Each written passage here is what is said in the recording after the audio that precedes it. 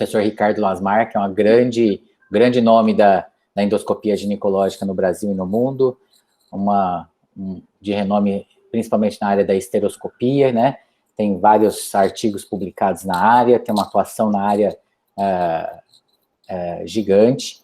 O professor Ricardo Lasmar é professor adjunto da Universidade Federal Fluminense, é membro da CNE de endoscopia ginecológica da Febrasgo e coordenador da Comissão de Esteroscopia da Sociedade Brasileira de Endometriose e Cirurgia Minimamente Invasiva.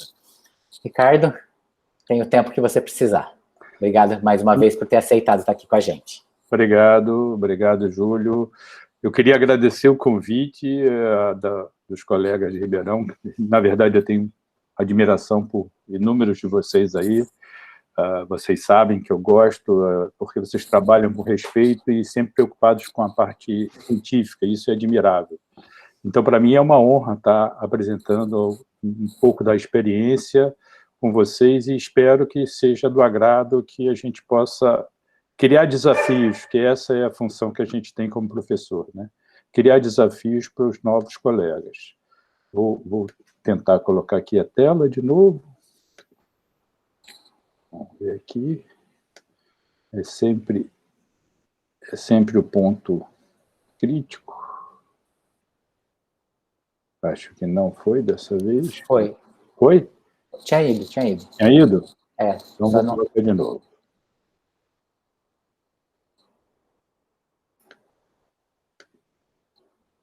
Que eu não vi aqui. Vê se foi. Tá indo. Apareceu? Apareceu a tua tela, só precisa colocar o PowerPoint.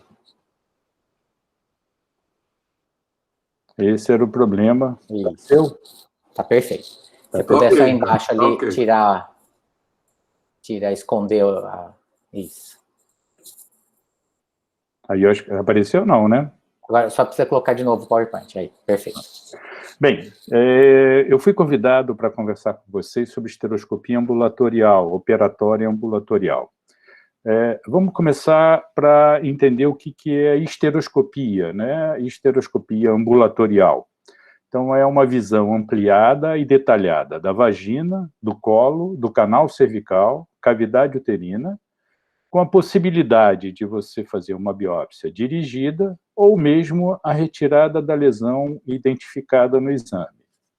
As indicações são clássicas, né? Sangramento uterino anormal, infertilidade, algumas alterações encontradas no exame de ultrassonografia, a presença de corpo estranho, restos ovulares, doença trofobástica gestacional, o posicionamento do DIU equivocado, ou mesmo a retirada de um DIU sem fio.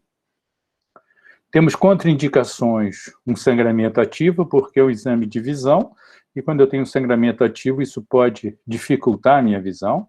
Processos inflamatórios infecciosos importantes, como a vaginite, cervicite, a doença inflamatória pélvica aguda. Como nós estamos falando de um procedimento ambulatorial sem anestésico, o limiar de dor da paciente também é um fator limitante para a gente, e isso a falta de experiência do médico e o instrumental inadequado também são algumas limitações do procedimento. Nós publicamos há 2 anos uma orientação que nós chamamos de 13 passos para que você faça uma esteroscopia ambulatorial com mínimo desconforto. E hoje eu tento repetir isso porque, principalmente com os colegas que eu estou conversando, que trabalham numa instituição pública, a gente sabe que centro cirúrgico é o grande nó do procedimento, é o grande nó de resolução. E quando a gente consegue tornar esse procedimento ambulatorial, eu acho que nós estamos dando um grande passo, primeiro para o diagnóstico, que é o exame basicamente diagnóstico, e depois com possibilidades terapêuticas no mesmo momento. Então, assim, os 13 passos, eles são simples, né? Um é conversar com a paciente, você mostrar para a paciente, primeiro saber o que se trata o exame, e depois mostrar para a paciente como será o procedimento. O uso de instrumental de menor calibre. Isso é fundamental para diminuir o desconforto, né? Quando você tem uma camisa, um esteroscópio com canal operatório, é importante porque você pode, ao mesmo tempo que você está vendo o procedimento, você está vendo a lesão, você poder retirar material ou mesmo fazer a cirurgia. A orientação geral é de que você não deva fazer nenhum exame ginecológico. Eu não concordo muito, porque nos casos que a gente tem mais dificuldade, são os casos onde nós temos uma posição uterina um pouco anômala, né? Onde nós temos uma lateralização, ou uma antiversão acentuada, ou uma retroversão acentuada, e quando você faz o toque, você já tem noção da posição, inclusive da posição do colo do útero, e da sensibilidade da paciente ao procedimento. O posicionamento da paciente é importante que a nádega esteja pelo menos 4 dedos fora da mesa, para que você possa fazer uma movimentação do estereoscópio mais confortável e com menos dor à paciente. A questão de segurar a câmera com a mão, essa vai te dar a orientação da profundidade da penetração, enquanto o manuseio da fonte de luz, do cabo de fonte de luz, vai te dar a noção de rotação e visão fora-oblíqua. E isso daí você vai fazendo, até porque essa movimentação circular vai facilitando a penetração do estereoscópio na cavidade uterina. Usar o meio de extensão líquido, isso é importante, porque se nós temos o sangramento uterino como sendo uma grande indicação do procedimento, o líquido vai fazer uma limpeza dessa cavidade, vai melhorar a visão, e depois não vai dar uma ombralgia, que é comum. Oi, bom? Quando você coloca o CO2 como meio de extensão. Se for possível, você disponibilizar um monitor para a paciente, para ela acompanhar o procedimento, isso é muito interessante, porque ela fica voltada àquela imagem, ela participa com você e você amplia o seu tempo de procedimento. Seccionar as estenoses cinéticas dão um melhor resultado e menos dor do que você distender, romper como você faz com vela no centro cirúrgico. Então, se você tem uma dificuldade de canal, você deve seccionar, porque essa fibrose não dá dor na paciente, essa distensão dá dor na paciente. O dado que parece mágico é quando você faz esse procedimento, você pedir para a paciente, primeiro eu coloco a minha mão na pelve, pressiono o útero, depois eu peço para ela cobrir a minha mão e eu vou tirando a minha mão para ela pressionar o útero. Isso faz com que a dor diminua significativamente. Isso vocês podem fazer uma experiência, fazer exame sem pressionar a pelve e pressionando a pelve, faz a escala analógica, vocês vão ver que a diferença é absurda. Então, a paciente que refaz o exame depois de um tempo, ela já chega no serviço colocando a mão na pelve. Antes de você pedir, ela já coloca assim, coloca, a dor melhora de uma forma importante. Alternar a pressão intrauterina, isso é bom, porque você aumenta a pressão para lavar, diminui a pressão quando você já identifica a lesão e vai pensar em biopsiar ou tratá-la. Não tem razão de você ficar com uma pressão alta, porque isso causa desconforto à paciente. Fazer a biópsia da área mais representativa da lesão, porque isso é uma coisa importante para você ter o diagnóstico, não podemos esquecer que é um exame diagnóstico. E, quando você acaba o procedimento, não retirar imediatamente seu estereoscópio. Você abre a torneira e deixa sair o meio de distensão. Porque aquele meio de distensão, para sair depois, ele vai dar dor na paciente, vai dar cólica. Então, com esses 13 passos, você consegue fazer um procedimento com menos desconforto. Não podemos esquecer, essa é uma imagem do Bruno Catalano, que ela é uma imagem magnífica, né? Você consegue olhar, ver sem estar tudo aí. Então, é assim que eu considero a histeroscopia, principalmente com doenças miometriais, como mioma, adenomiose, então, onde você tem uma visão e você faz a visualização do que possa estar acontecendo, né? Você tem a visão de uma parte da lesão, mas você imagina, isso a gente usa muito para mioma, né? Imagina quanto componente intramural tem aquele mioma ou a possibilidade de uma lesão adenomiótica ali. Eu vou falar sobre técnica. A gente sabe que a sensibilidade da paciente é importante, é um exame de visão e que nós temos como paradigma nosso que a base da histeroscopia é a base da lesão. Isso eu venho falando há muito tempo, isso é importante porque vocês vão ver na maioria das imagens que eu vou passar, dos vídeos que eu vou passar, que tamanho da lesão não tem qualquer importância, né? O importante é eu saber qual é o tamanho da base, que tipo de vascularização eu tenho nessa base, que aspecto eu tenho para saber se eu posso ou não abordar essa doença. Porque o tamanho não faz diferença, eu tenho que tratar a paciente. E tratar a paciente é tirar a doença da parede uterina, não da cavidade uterina. Então, a base é uma visão nossa, uma busca nossa para acreditar. Não só no mioma, onde eu classifico, também mostrando a base, mas em todas as outras lesões. Então, vou começar com vocês para mostrar algumas opções para você fazer uma biópsia dirigida de endométrio. Então, nós estamos aqui o canal. Nós usamos um tempo no canal para estudar, depois vamos ver a cavidade. Na cavidade uterina, você vai ver que em todas as imagens eu tenho que olhar o ósseo tubário de um lado, o ósseo tubário do outro. Isso aqui me dá garantia que eu estou na cavidade uterina. Aí eu começo a fazer a investigação, vou ver um aspecto, uma hiperemia com pontilhado branco, típico de endometrite. Então, eu posso tirar material da área específica? Posso. Eu posso usar o próprio esteroscópio. É isso que a gente vai vendo.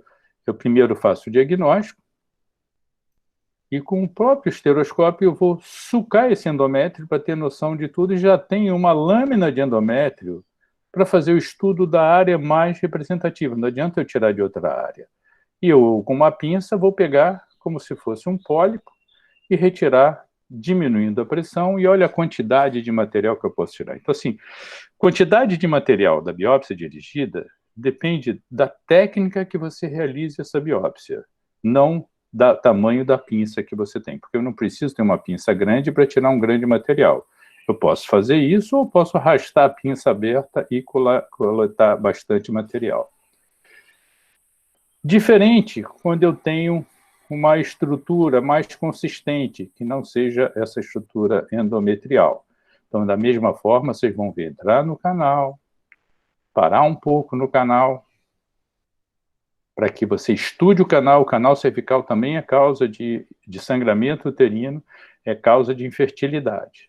E ao identificar, isso é muito comum, a gente começa a entrar, começa a identificar, ó, tem um pólipo. Eu quero saber se tem mais alguma coisa além desse pólipo. Esse pólipo está no terço inferior. Eu vou ter que entrar na cavidade, avaliar toda a cavidade, encontrar os ossos tubários. Tem mais um pólipo aqui. Para eu poder chegar à conclusão de que eu não tenho nenhuma doença maligna. Porque doença benigna não é o meu problema. Meu problema é afastar a doença maligna. Então, assim, eu estou na cavidade. Então, vocês vão ver todos os vídeos, eu vou olhar os ossos tubários. Todos os vídeos, eu tenho que identificar os ossos tubários. Depois eu vou vendo a lesão, vou circundar a lesão, ver toda a superfície e base da lesão, e aí eu avalio se eu posso retirar ou não. Nesse caso, são muitas lesões, a paciente não vai suportar esse tempo. Mas eu quero tirar um material, eu já não vou usar uma pinça, porque a pinça não vai segurar nada dessa lesão. Vou usar uma tesoura, ou esse punch de duplo corte, que é uma tesoura de duplo corte, que nós usamos bastante, e aconselho todos os serviços a terem esse tipo de lesão. Com isso eu consigo, vocês veem que é difícil, não é tão fácil, isso é só para garantir que eu vou ter uma visão de que é um pólipo fibrocístico. Nós somos adeptos aqui, tem que ser feito com biópsia, todos os exames que a gente acha que tem lesão, e da mesma forma você retira.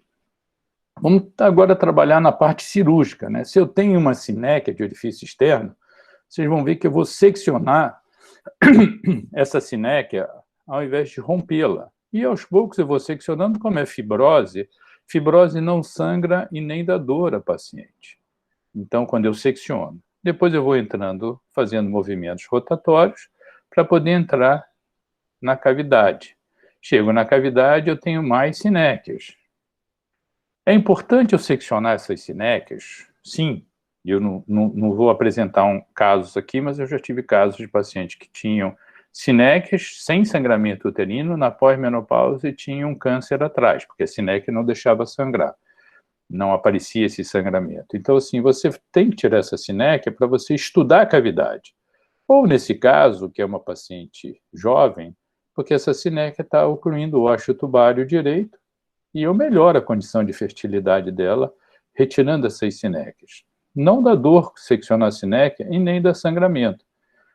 Eu, normalmente, prefiro seccionar a sinéquia na paciente no ambulatório, porque a dor na secção de sinéquia significa que você está ou fazendo um falso pertuito, porque a dor quando você toca no miométrio, ou porque você já passou da sinéquia.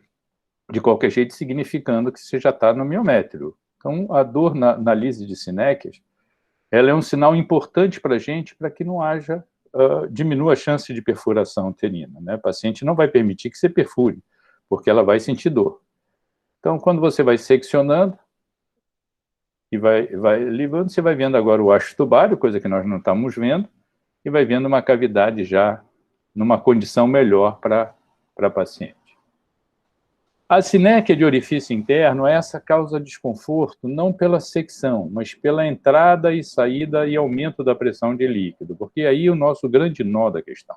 Essa, principalmente, você deve seccionar, porque se você tentar romper, você vai ter uma estenose, e essa estenose vai fazer com que a paciente sinta mais dor nessa passagem, podendo ter efeito vagal. Então, assim, a secção, aos poucos, você vai ver que você vai seccionando de pouquinho em pouquinho, e a paciente vai observando isso no monitor e vai vendo que ela não está sentindo dor. Primeiro, ela começa a achar que vai sentir dor, porque vê essa pinça que parece enorme, né, que é pequena.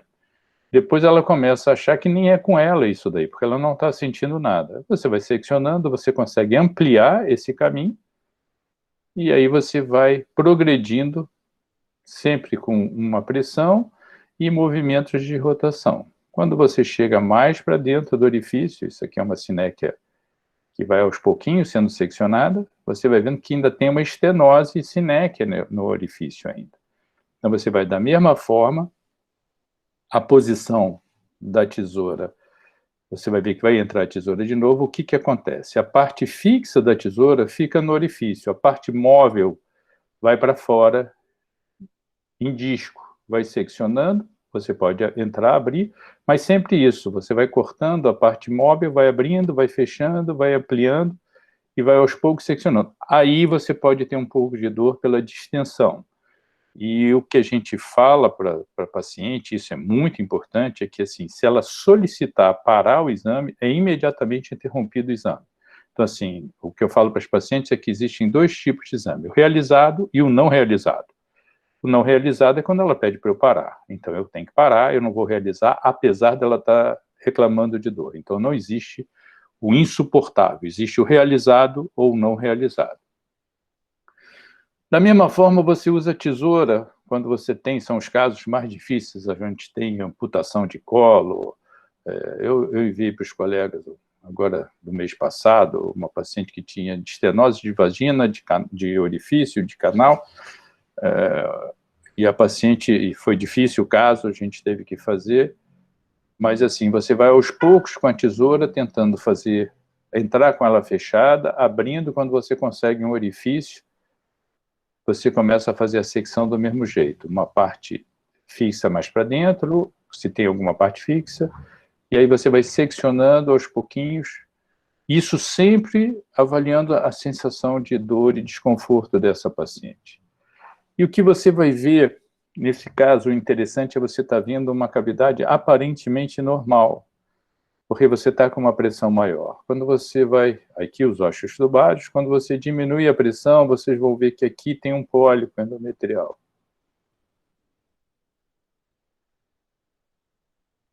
Bem nessa região, agora a gente começa a ver que a pressão vai diminuindo, então assim, a alternância da pressão vai nos facilitar e vai nos melhorar o diagnóstico, e aí eu posso retirar esse material para exame ou retirá-lo completamente, se a paciente suportar, retirar esse pólipo completamente para exame. As sinéquias intrauterinas, elas têm principalmente essa central, no terço médio, fúndico, ela é muito fácil de ser retirada, porque você entra com a tesoura na parte fibrótica, e mais uma vez, vendo os ossos tubários, e sempre vocês vão ver isso, e aí a gente vai seccionar, e a cavidade vai recuperar a forma, o aspecto e a possibilidade de gestar. Então, assim, você não pode parar numa sinéquia que você não sabe se tem alguma lesão atrás dessa sinéquia. Então, você vai fazendo isso porque é importante para o diagnóstico ou é importante para os casos de infertilidade. Então, são soluções que você tem. Saiu um trabalho agora mostrando que você fazer a lise de sinéquia com tesoura diminui a formação de novas sinéquias, ao invés de você usar a corrente para você fazer isso. né? E eu uso corrente quando eu tenho sinéquias muito importantes para começar, mas as revisões que eu vou fazendo a nível ambulatorial são sempre com tesoura, porque vão se refazendo algumas sinéquias e eu vou com a tesoura recuperando essa cavidade. Mas quando a sinéquia é simples assim, você vai com a tesoura e recupera todo o tecido. Aí é que eu estou falando, quando você começa a ter dor e sangramento, é sinal que você já não tem mais a sinéquia, você já está na parede uterina. E esse sinal você só consegue na paciente não anestesiada. Então, você vai sempre mais um pouquinho, para conseguir chegar onde você acha que tem, sempre seguindo a linha dos ossos tubários, e ampliando essa cavidade e mudando o aspecto, a forma para a paciente que deseja engravidar. O pólipo endocervical, ele tem uma estrutura diferente do pólipo endometrial, até porque ele é uma hipertrofia desse canal. Então, você não consegue tirar esse pólipo com pinça. Ele tem que ser retirado com tesoura. Então, o que você... Aí a gente vai começar a entender o que significa a base da esteroscopia, a base da lesão. Não me interessa o tamanho do pólipo, me interessa essa base. Ela é muito vascularizada ou ela não é muito vascularizada? Não, não é muito vascularizada, eu posso usar tesoura, e com essa tesoura eu vou cortando e vou soltando esse pólipo do canal. Então, essa tesoura de duplo corte, ela é mais resistente do que as tesouras normais. Vou retirando, e aí sai o pólipo. A polipectomia endocervical não cursa com dor, é um procedimento que não causa dor na paciente, assusta a paciente, mas não causa dor, e depois eu posso ressecar a base, se ficou alguma coisa da base. Então, assim, essa é a visão que a gente tem. Se eu tenho energia, isso é o mini ressectoscópio, eu faço da mesma forma, eu vou na base da lesão, eu não tenho que fatiar. Essa visão de fatiar a lesão é uma visão que confunde até na cirurgia. Você chega num ponto que você não sabe se você tirou toda a lesão, se você já está entrando na parede, no endométrio, na cavidade, ou não, porque você começa a perder o plano normal. Então, todos os nossos procedimentos, com energia, sem energia, eles são atingir diretamente a base da lesão. Com isso, eu consigo ter uma resposta melhor, parar o sangramento mais rapidamente, ganhar no tempo operatório e garantir que toda a lesão saiu. Então, estou mostrando para vocês como faz a polipectomia com um mini ressectoscópio a nível ambulatorial. Isso é a nível ambulatorial. E eu não faço uma destruição térmica grande, eu faço pontual, só vou atuar onde está a base da lesão e vou retirando o que sobrou de pouco a pouco. Se eu estou com ressectoscópio à mão, eu uso ressectoscópio. Se não, eu faço isso com a tesoura, desde que a paciente consiga suportar. A polipectomia endometrial, ela não é feita com tesoura, como a maioria usa, ela é feita com pinça. Osteotubário, vocês estão vendo que todo o filme é assim, osteotubário de um lado, osteotubário do outro, para a gente garantir que está na cavidade. Estudamos o pólipo e o que me interessa? A base do pólipo. Então eu pego uma pinça paralela à parede, faço uma distensão da lesão, fazendo leves rotações. E vocês vão vendo que essa lesão vai descolando da parede. É diferente do pólipo endocervical. Então ela vai naturalmente descolando. E isso daí não causa dor para o paciente, porque você anda com a pinça paralela à parede uterina e não você indo contra a parede uterina. Nesse caso, vocês vão ver assim, está indo tudo bem, mas o finalzinho não vai bem, não solta, não vem, está com dificuldade. Quando acontece isso, a gente já fala assim, tem alguma coisa na parede uterina e a gente começa a ver uma elevação na parede que está prendendo esse pólipo. Você já pode ter certeza, aí não adianta a pinça. Aí tem que entrar com a tesoura, a gente tenta a pinça, porque já estamos com a pinça na mão, mas você está vendo que o lixozinho não solta de jeito nenhum da parede. Então você tem que entrar com uma tesoura, e aí nós vamos... Olha o nódulozinho branco chegando, mas mesmo assim não saiu toda a lesão. Então a gente entra com a tesoura e vamos cortando a base, o que não é comum num pólipo endometrial. Mas porque também não é só pólipo que nós temos aí. Nós vamos ver que nós temos uma lesão miometrial que é uma adenomiose. Está claramente essa lesão adenomiose. Então, aí é que houve uma aderência maior do pólipo à parede uterina, porque o pólipo você solta tranquilamente fazendo aqueles movimentos. E aí você vê que isso daí é uma adenomiose, é um nicho de adenomiose na parede uterina que você pode esvaziar ou não, depende da sensibilidade, porque isso causa dor ao paciente. Então, aí vai depender da paciente para você conseguir retirar essa lesão. Se eu estou com corrente, eu vou na base da lesão. Não vou ficar preocupado em fatiar a lesão. Então, aí é um mini ressectoscópio que eu vou na base da lesão. Bom, se você começar a dirigir o seu instrumento para a base, você vai ver que o tempo operatório passa a ser mínimo. Se eu tenho um tempo operatório mais curto, eu vou ter menos tempo de exame, menos tempo de procedimento ambulatorial. Isso vai me ampliar a possibilidade de tratamento. Da mesma forma, pólipo endocervical e endometrial, a gente vai mostrar que no endocervical, nós vamos colocar, primeiro nós vamos fazer a investigação, diante de uma doença benigna no canal, eu vou investigar as duas partes, e aí vocês vão ver que no endometrial, eu vou pegar o pólipo, aprender, paralelo ao útero, e vou empurrar. Olha como ele vai saindo, ó, giro, empurro, giro, empurro. Então, assim, você faz isso quando a base é pequena, em 2, 3 pegadas, porque você vai refazendo a base e você vai retirando. Depois eu vou chegar e vou tirar o pólipo. Já uso tesoura no pólipo endocervical. Ok? Diferente o procedimento. Eu acho que para vocês que fazem esteroscopia, eu acho que isso daí dá uma mudança muito grande, inclusive na necessidade de centro cirúrgico para muitas doenças intrauterinas que poderão ser resolvidas a nível ambulatorial, deixando o centro cirúrgico para aqueles casos onde você não consegue fazer o procedimento ou onde a gente tem uma lesão de maior porte com maior dificuldade para resolver. Então, vocês estão vendo que o que é endometrial a gente usa pinça, o que é endocervical a gente faz com tesoura. Vamos para frente. Aqui é um caso bem interessante de um DIU que foi tentado retirar, mas ele tinha uma haste no osteotubário esquerdo, então ele só causava dor quando puxava pelo fio. O colega não conseguiu retirar, encaminhou. Então, o que a gente faz com a esteroscopia? Nós reposicionamos o DIU, pegamos a pinça, puxamos o DIU para fora do osteotubário, aí ele fica fácil de sair, sem problema nenhum.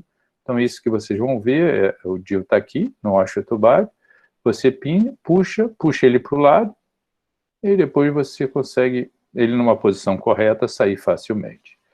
Esse é um outro caso de uma paciente que teve um abortamento, colocou um DIU, e ainda tinha restos aí dentro, e o DIU era novo, era um DIU levonorgestrel. Nós fizemos a opção de esvaziar a cavidade a nível ambulatorial, retirando todos os fragmentos e permitindo a permanência do DIU. Então, foi possível. Tudo isso a gente não sabe se vai ser possível ou não. A gente não começa um procedimento achando que ele vai dar certo, mas a gente pode tentar desde que a paciente colabore. E ela está vendo a mesma imagem que você, e ela está vendo que você vai chegar lá, retira um fragmento, ele está mais ou menos solto, você retira e vai limpando a cavidade uterina, e ela vai vendo como você está fazendo e como está acontecendo o resultado. E se ela permite, você faz. Se ela não permite, não é para você fazer a qualquer custo, é para você mostrar para ela e ela permitir que você faça isso, suportar esse procedimento, que cada entrada, cada saída dá um desconforto na paciente.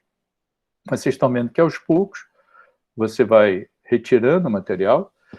Eu acho que esse procedimento ele acaba sendo relaxante para o profissional, porque você tem que ter paciência, calma, cuidado, precisão no seu movimento, porque se você bater com a pinça na parede o tempo todo, vai dar dor na paciente, então você não faz isso, você vai aos pouquinhos aprendendo, retirando, e vocês vão vendo que a gente vai limpando a cavidade, fazendo com que o DIU fique normosituado, que já estava, então, e a limpeza vai acontecendo, os fragmentos vão saindo, sem problema nenhum. Então, assim, você pode entrar e sair para fazer esse movimento, não há necessidade de você fazer, se não for numa vez só, você não vai conseguir.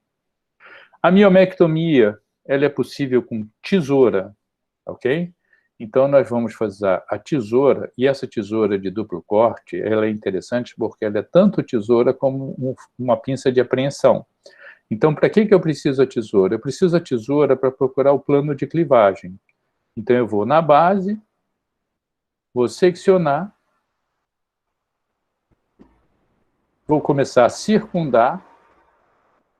Esse é um mioma que está totalmente na cavidade, então é um mioma mais fácil, uma base pequena, então essa base pequena me garante que eu vou retirar. E preste atenção, o sangramento é do mioma, não é da parede, vocês estão vendo? Assim, eu não estou seccionando o mioma, mas como eu liberei, o sangramento é do mioma, não é da parede. O da parede é bem pequeno. Então eu posso liberar e soltar esse mioma. O que acontece é que, assim, se eu não consigo tirar o mioma, e às vezes isso acontece, não tem problema nenhum. Eu não criei nenhum problema para a paciente. Se eu consigo soltar esse mioma e ele não sai na pinça, porque por vezes o tamanho dele é maior do que o orifício interno, sem problema, essa paciente vai expulsar esse mioma num prazo de 15 dias, 20 dias. Geralmente é na mesma semana que ela expulsa. Quando é muito grande, demora um pouco mais. Mas vocês estão vendo que o sangramento maior é do mioma, não é da parede uterina. Então, eu posso resolver o problema da paciente, e isso é comum no nosso ambulatório, de paciente com sangramento, que eu não resolvo. Eu tirei o mioma da parede. Ela não vai ter mais sangramento por causa do mioma. Ela vai ter uma cólica ou não, e vai expulsar esse mioma mais tarde. A adenomiose já é uma doença miometrial. Você faz o diagnóstico pela visão, uma área azulada, uma vascularização modificada. O que você pode fazer é entrar nessa lesão com essa mesma tesoura e vocês vão ver sair um líquido achocolatado. Pronto. Eu posso ressecar essa lesão, e isso depende da sensibilidade da paciente. Da mesma forma que eu vou entrar com a parte fixa dentro, eu vou circundando, abrindo como se fosse um compasso, vou cortando, vou ampliando, e vendo a reação da paciente. Por vezes, só a drenagem e abertura, como se fosse uma marsupialização, melhora esse quadro da paciente de dor. Às vezes não, porque tem mais adenomiose do que a gente está vendo.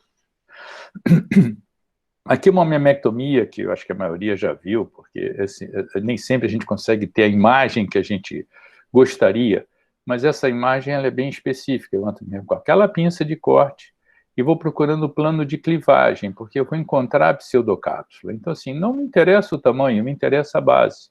Eu consigo circundar esse mioma, eu consigo liberar esse mioma. Se eu consigo soltá-lo lateralmente e seccionar algumas partes fibrosas, eu vou fazendo com que o miométrio comprimido vá me empurrando esse mioma para a cavidade uterina. E a paciente suporta isso. Todos os procedimentos que eu estou mostrando para vocês é só Buscopan que a paciente usa, não tem qualquer outro tipo de medicação. Então, a gente vai soltando esse mioma, liberando o que é fibrose, a gente secciona, o que não é fibrose, a gente vai mexendo nesse mioma, mobilizando esse mioma, e ele vai ficando solto, a parede está livre, com certeza essa paciente não vai ter mais sangramento pelo mioma, o mioma está totalmente solto na cavidade, não vai sair porque não vai passar pelo orifício interno nem externo. Mas se eu tenho energia, eu vou mudar a técnica? De jeito nenhum. O fato de ter energia não me faz mudar a técnica. O que me faz é mudar o tipo de alça. Eu não vou usar alça em semicírculo, eu vou usar a alça de Collins ou a alça elíptica. E o que eu vou fazer? De novo, procurar o plano de clivagem. Eu estou com uma paciente que está na segunda fase do ciclo, por isso ela sangra um pouco mais, endométrio está mais frondoso, mas eu vou pegar o mioma e vou circundando e afirmo que ela está sem anestesia, com Buscopan no consultório. Ah, mas você não conseguiu que ela sentiu dor. Para, não tem problema nenhum, não estou criando nenhum problema para a paciente. O que eu vou fazer? Eu vou seccionar para poder encontrar a pseudocápsula, da mesma forma que eu fiz com a tesoura. Só que eu estou com energia, eu uso energia para fazer esse corte. Se eu tenho laser, eu uso laser para fazer esse corte. Se eu tenho bipolar, eu uso bipolar para fazer esse corte. Mas eu vou fazendo esse corte. Eu prefiro usar, quando eu uso hospitalar, eu uso a alça de Collins, porque ela me dá uma ação melhor para fazer esse movimento. Mas como eu não tinha alça de Collins, eles só me levaram a semicírculo, então eu fui fazendo o mesmo movimento para liberar o mioma. Vocês estão vendo que eu estou seccionando, em volta do mioma, eu começo a experimentar, movimentar esse mioma, vou circundando em 360 graus, ou quase 360 graus, nem sempre eu consigo fazer isso, são movimentos de tiro bem delicado, que eu vou apenas seccionando, protegendo esse endométrio. Depois que eu tenho alguma liberdade, eu vou lateralmente balançando esse mioma. Vocês já percebem que esse mioma está subindo, vou seccionar um pouquinho mais lateral. Agora eu já entro com ele paralelo à parede uterina, a alça paralela, e vou soltando. Ó, eu vou empurrando a alça sem energia, ela vai deslizando. Vou empurrando, vai deslizando. Empurrei, voltei, tem tecido fibrótico, eu trago seccionando. Isso não dá dor na paciente. É engraçado que quem olha parece, às vezes, a acompanhante fica mais assustada que a paciente. E fica olhando para ela assim, você não está sentindo dor? Ela fala assim, não estou sentindo dor, porque o movimento é delicado. Aí você ouve, olha o vaso do miométrio aí, e eu não preciso lesar esse vaso. Eu vou soltando, ó, eu passo na pseudocápsula e vou com ele solto, totalmente solto, ou quase totalmente solto. Aí sim, eu vou fragmentá-lo para tirar da cavidade, não da parede. Eu não tenho que fragmentar mioma para tirar da parede uterina. A da parede uterina, o procedimento é mecânico. Eu uso a pseudocápsula e vou deslizando e soltando esse mioma. Como eu tenho energia, eu não preciso deixá-lo na cavidade. Eu posso fragmentar, retirar totalmente a lesão da cavidade uterina, mas da parede é mecânico o procedimento. Eu evito dano térmico, eu evito dor a paciente no ambulatório, eu faço uma recuperação melhor e preservo a pseudocápsula. Então, vocês estão vendo a área que eu tirei sem nenhuma energia, porque o que está sangrando é endométrio, porque eu estou na segunda fase. Mas, assim, é um procedimento que tem um sangramento menor.